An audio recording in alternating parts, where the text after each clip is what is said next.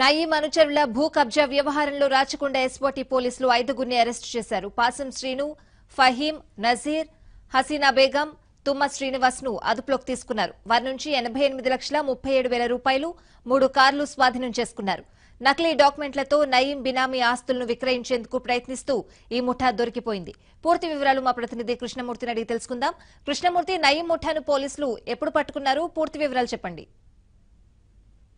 స్వాతి, నయీం మరణించిన తర్వాత అతనికి సంబంధించిన ఆస్తులపై సిట్ విచారణ జరిపింది. సిట్ అన్ని కూడా విచారణలో బినామీ ఆస్తులు కావచ్చు, నయీం చెందిన ఆస్తులన్నీ కూడా సీజ్ చేయడం జరిగింది. ఎవరైతే నయీం మరణించిన తర్వాత నయీం అనుసరులైనటువంటి పాసం శ్రీనివాసు, అతని భార్య హసీనా, అబ్దుల్ ఫహీం, అబ్దుల్ నాజర్ వీళ్ళందరూ కూడా పిడి యాక్ట్ పై జైలుకి వెళ్లారు. గత కొద్ది రోజులుగా వీళ్ళు రిలీజ్ అయిన తర్వాత బినామీ పేర్లతో ఉన్నటువంటి ఆస్తులకు నకిలీ డాక్యుమెంట్ సృష్టించి వేరే వ్యక్తులకు అమ్మడానికి చూపారు. ఈ క్రమంలో కొంతమంది కూడా అతనికి కూడా సహకరించినట్లుగా తెలుస్తుంది. ఈ ఘటనపై కూడా సిపి సీరియస్ కావడంతో ఒక్కసారిగా ఈ నయీం గ్యాంగ్ కు సంబంధించినటువంటి వ్యవహారం అంతా బయటకు వచ్చింది. అయితే భువనగిరిలో ఉన్నటువంటి సర్వే నెంబర్ 30లో 5 ఎకరాల భూమిని 5 కోట్ల రూపాయలకు విక్రయించడానికి బేరం కుదుర్చుకున్నారు. దీంతో భువనగిరి సబ్ రిజిస్టర్ ను కూడా మేనేజ్ చేయడం జరిగింది. ఈ క్రమంలోనే అక్కడ ఉన్నటువంటి కొంతమంది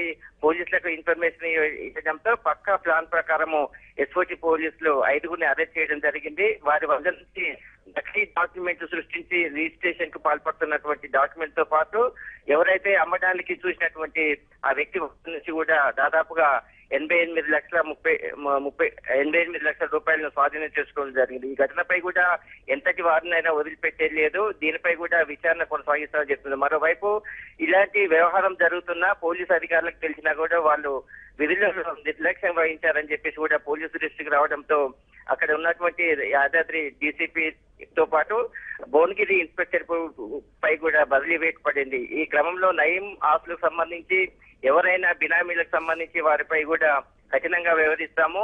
ఆ బినామీలు ఎవరైతే ఉన్నారో చేసినటువంటి భూములను విక్రయిస్తే మాత్రం చట్టపరమైన చర్యలు తీసుకుంటామని చెప్పేసి కూడా సిపి హెచ్చరించడం జరిగింది. స్వాతి, కృష్ణమూర్తి, ఇంకా ఈ 5గురు కాకుండా ఇంకా ఎవరైనా ఉన్నారని అనుమానిస్తున్నారా? అంటే బెయిల్ పై బయటకు వచ్చిన తర్వాత నయీం